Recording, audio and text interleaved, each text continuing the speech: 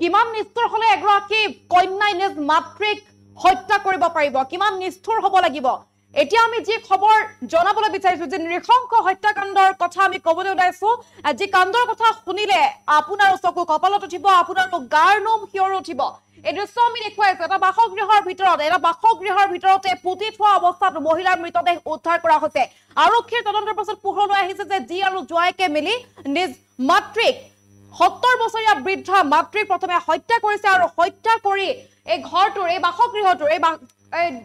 বাসগৃহটোৰ ভিতৰতে আচলতে মাটিত পুতি থলে আৰু পুতি থোৱা অৱস্থাৰ পৰা উদ্ধাৰ কৰিছে আৰক্ষীয়ে ফুল স্ক্ৰিনৰ সহায়ত আমি এই মুহূৰ্তত দৃশ্য লৈ আনিছো জঘন্য কাণ্ড এইখন অসমতে সংঘটিত হৈছে এবাৰ স্থান বোকাখাত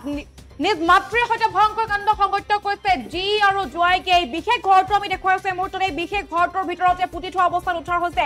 70 বছৰীয়া বৃদ্ধা মাতৃৰ মৃত শৰীৰ দৃশ্য আমি দেখুৱাইছো এই মুহূৰ্তত কেনেদৰে কিমান নিষ্ঠুৰ হ'ব লাগিব আচলতে নিজ মাতৃৰ সৈতে এনেধৰণৰ ভয়ংকৰ কাণ্ড কৰিবলৈ কিমান নিষ্ঠুৰ হ'ব লাগিব সন্তান কিমান নিষ্ঠুৰ হ'ব লাগিব বা কিমান পাশবিক হ'ব লাগিব দৃশ্য আমি দেখুৱাই আছো এগৰাকী 70 বছৰীয়া বৃদ্ধা মাতৃক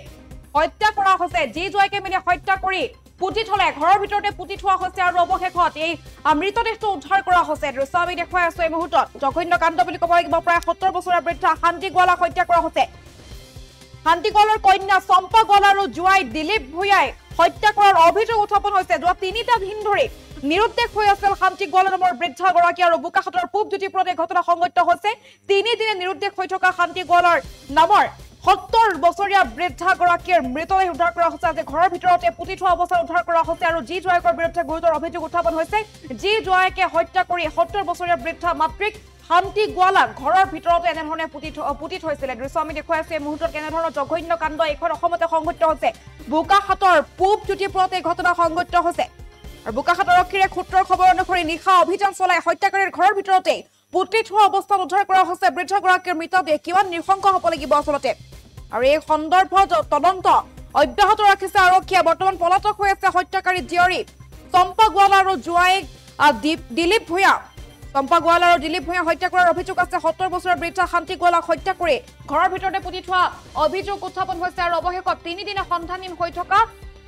বৃদ্ধা মাতৃক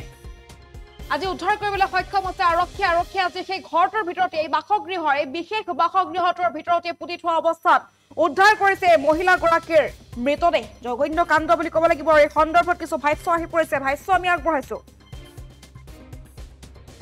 खबर पाइছিলো कि देयर इज सम मतलब विलेजर्स हैव रिपोर्टेड कि याते एजन लेडी आमी लास्ट केदिনৰ পৰা দেখা নাই আৰু মোক টিপিও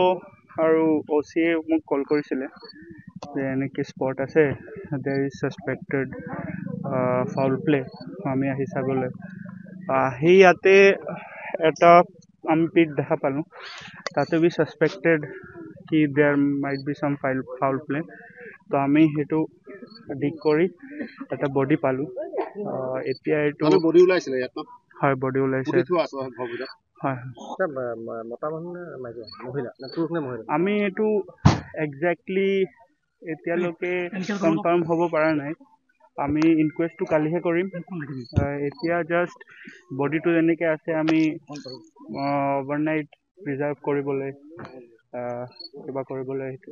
কোন লেডি না জেন্টস হেতু এক্স্যাক্টলি কনফাৰ্ম কৰিব পৰা নাই because it was packed so আমি এটো কনফাৰ্ম কৰিব পৰা নাই এটা অপৰাধী ক্ষেত্ৰত কিবা চিনাক্তকৰণ হৈছে নেকি অপৰাধী ক্ষেত্ৰত চিনাক্তকৰণ দেখাই হৈছে নাই এইবিলাক just according to reports আমি আহি আছে বডি এটা পালো জায়গাটো গম পাই কি জায়গাটো বোকাখাতৰ জ্যোতিপুৰ ঠিক আছে থ্যাংক ইউ জ্যোতিপুৰ কি হৈছিল ঘটনাটো হৈছিল আপোনাৰ এই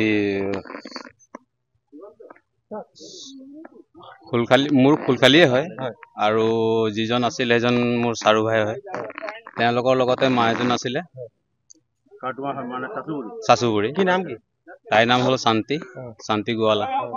আৰু যি কিজন আছিল লগত এটা হল দিলীপ ভূঞা আৰু জীয়েকৰ নাম হল চম্পা গোৱালা এতিয়াতো আমাৰ সন্দেহত লাগিছে তেহেঁতি মাৰি মেলি সোমোৱাই থৈছে আৰু তেনেকে ঘৰৰ ভিতৰত পুতি থৈছিলে পোহৰৰ ভিতৰত পুতি থৈছিলে কিমান মান বয়স হ'ব মানুহগৰাকী মানুহগৰাকী আপোনাৰ 70 মান হ'ব হয় কি নাম কি শান্তি গোৱালা কিমান দিনৰ পৰা নিৰ্দেশ মানে আজি 3 দিনৰ পৰা নিৰ্দেশ হৈছিলে তাৰ ওচৰৰ মানুহখিনি মোক ক'লে যে বোলে আমুকে তেনেকে বোলে 3 দিন হ'ল মানুহজন নাই তেতিয়া মানে 4জন মানুহ আহি পেলাই ঘৰটো চেকিং কৰিলে চেকিং কৰোঁতে ঘৰৰ মাজতেই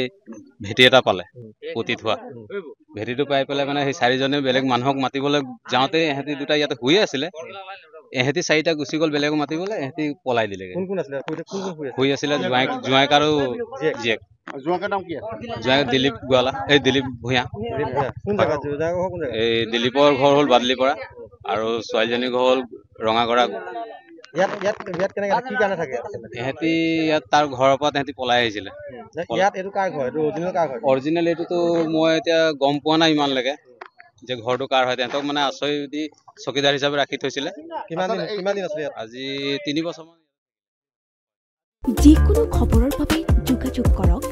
7099017330 অথবা 7099017390 নম্বৰত